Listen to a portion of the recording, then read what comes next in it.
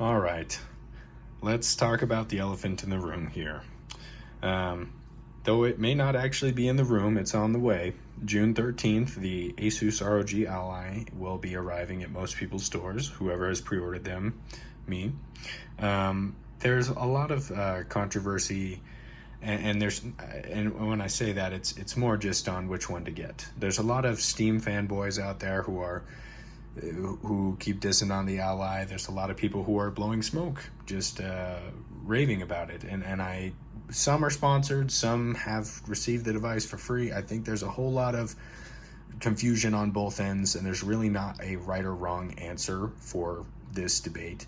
But I would like to give you guys my 2 cents. The only thing for me that matters is one thing, and it might not be what you think. There is performance, of course, upgrades with getting the Ally. I wish it came with a bit bigger of a battery, but you win some, you lose some. Though the Steam Deck does some things really well, there is one thing that it cannot do, no matter what. Without modification, there is one thing it cannot do, and it can't run certain anti-cheats. That's it. That is the biggest difference for me. That is the biggest advantage that the Ally has over this, is running Windows on the Ally. You can play whatever game you want. That's the big thing for me. I want to be able to play Destiny, Battlefield, Call of Duty. I want to have those games on the go with me. I have a hotspot. Most places I go, I have the Wi-Fi. I'm in rural, whatever, Western America. I'm not ever on subways, trams, trains. It's not ever a time where I'm not going to have access to a battery or to an outlet. I mean, so the whole power draw issue, not a big deal for me. If it's quiet, I don't care. If it's not hot, I don't care. For me, if of course, there's all the performance bonuses. If you push that to the side, the biggest thing is just being able to play what I want to when I want. Which is the whole reason I'm getting this. I just recently went on a trip, and I didn't even bring my Steam Deck. I ended up bringing I have a gaming laptop. It's a bit older here. It's running an i5, I think 1650.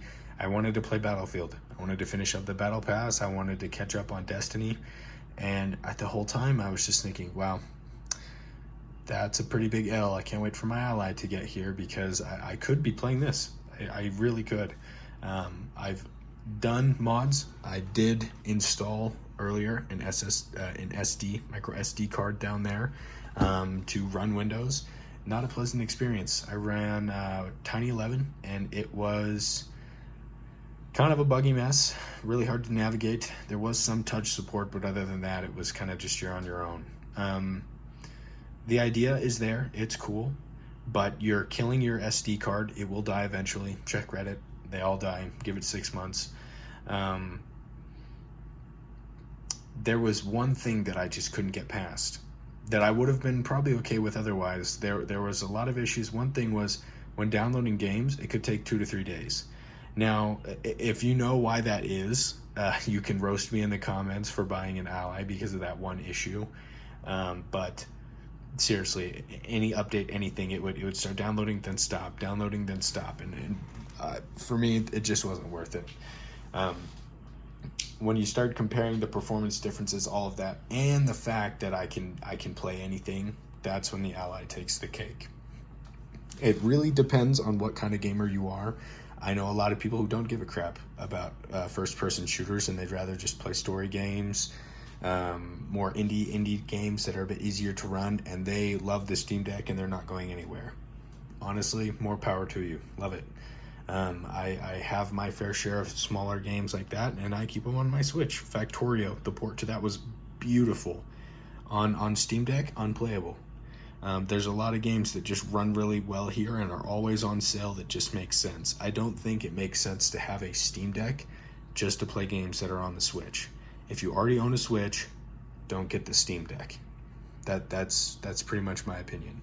After having both of these, there's a lot of games, Cult of the Lamb, a lot of these smaller games that just run really well on here, that were ported by people who had a love for the game. The developers wanted to make sure it ran well on here, it sold well, and they just work. If you don't believe me, go check some of the reviews. Some of these games run excellent. Then you come over here, yes, they run, but they weren't necessarily made to run on here. So you have a lot of performance issues, or you have non-compatibility issues. You need to have a mouse keyboard for some games. Factorio is a big example for me. It was super hard to play on here. I was really excited when I first got my Steam Deck. It was one of the first things I installed, but it just doesn't make sense. So I think that the Switch definitely has its place still in the market that we have. It's not just for Tears of the Kingdom. It's not just that. There are other games on here that just work well. And another thing, the battery life on this thing is amazing. Of course, you've got a vomit-inducing 20 to 30 FPS, but who cares? You're playing it on a Switch that was made in 2017. The actual hardware, I believe, was developed in 2015, but it can run newer games. It can play Dark Souls. It can play Star Wars Skywalker Saga. Hell, I beat Doom Eternal on this device. There's a lot that this can do, and there's so much that this can't do that I don't think this makes sense. If you are making the argument that you don't play first-person shooter games, or games that need anti-cheat, or that are more that require a bit more juice, just get a Switch, man. That's pretty much it. Unless I'd say that most of the people reviewing that I've seen who mention retro gaming, that's fairly niche. Feel free to let me know in the comments if I'm crazy, but there's only a few games that I catch myself playing on here that are more retro. That's older Doom games. The reason I'm playing this, I want to play heavy games. I want to play them on the go. Stuff that when I was younger, I used to bring my Xbox with me everywhere. 360, then my One, then my Series X. It was with me everywhere. I'd go to my friend's house, I'd bring it over. If I went on a trip in the car, I would have a power adapter into the car. I'd have a small TV, and I would be playing it the whole car ride down. This is just the next step in that evolution, and it just sucks because the games I was playing on Xbox, you know what they were? They were Destiny. They were Call of Duty. So having this, it's kind of a cope for me. I'm kind of coping a little bit, saying, man, I love Control, but all my friends are on playing Call of Duty right now, and realistically, there shouldn't be anything stopping me from playing with them. Hey man, guess where I'm at right now? Yeah, let's hop in, let's play. You can't do that on here. I may sound like I'm making a bigger deal out of this than there is, but I have a lot of friends that play Destiny, and I have a lot of friends that play those multiplayer games, and they beg to differ. I beg to differ. I think my opinion on this is just as valid as anybody else's, and I'm going to make sure it's heard, because I think that is the biggest difference. All these handhelds that are coming out, that have came out, I never heard of them. Their price, they were too expensive. $1,500 for Windows on the go. I'd rather buy a gaming laptop and just suck it up and deal with it. But for $700, that is an interesting price point. You're just a little bit more than a console, and you can play console games on the go. That is unreal. That's unreal. The Ally having the ability to dock that, maybe add an external GPU if you just have money to burn, but instead of having a system like this, you could just have the Ally, plug it in, and heck, you're good to go. You've got Windows, and you've got your Steam. You can play anything that you want, and then pull it out like a Game Boy and just go be on your way. That's crazy to me. That's why I've been excited about tech my whole life, is leading up to these points. But the second that some stupid reason, like, oh, we're just running Linux, and if you want anything else, you have to get an SD card, run it off, that's stupid. They call this a portable PC, but you can't do anything on it. You can only play the games that Steam allows you to play, which is sometimes not everything. I don't exclusively buy games on Steam. I have a ton of games on different launchers, and I don't want to have to map everything to launch from here, from Linux, from whatever. It's just a nightmare. As a general consumer, as someone who, imagine this was in Walmart. If you were walking down the aisles, or the Ally was in Walmart, just like a Switch.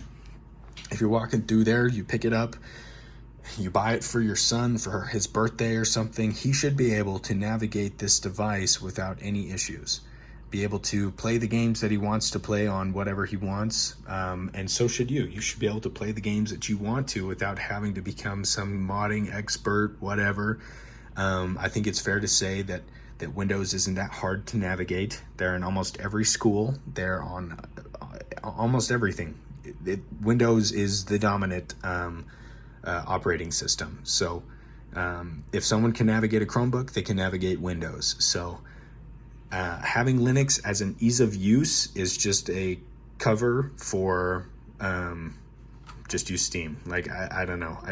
I should have done a bit more looking into this before purchasing the Steam Deck. I was very excited to get my hands on it, but as soon as I started trying to download the games that I wanted and was granted with no compatibility, doesn't work, reason doesn't support anti-cheat, that's some of the dumbest stuff I've ever heard.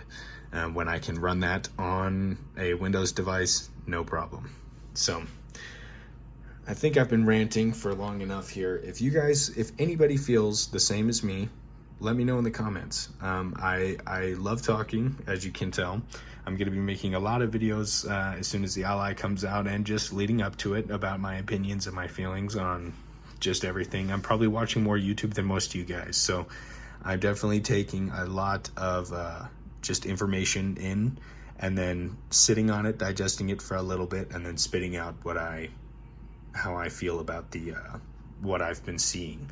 So I'm not going to be the guy who is laying down all the performance specs and everything. I'm just going to be telling you my opinion and giving you guys a space to discuss that opinion with others who are like-minded. My previous videos have attracted a pretty wide audience of gamers, and it's been very interesting to see everybody's opinion on things and have them discuss them back and forth in the comments, because like I said at the beginning, there is no right or wrong answer. Everyone has their own opinion on this, and I'd love to hear that.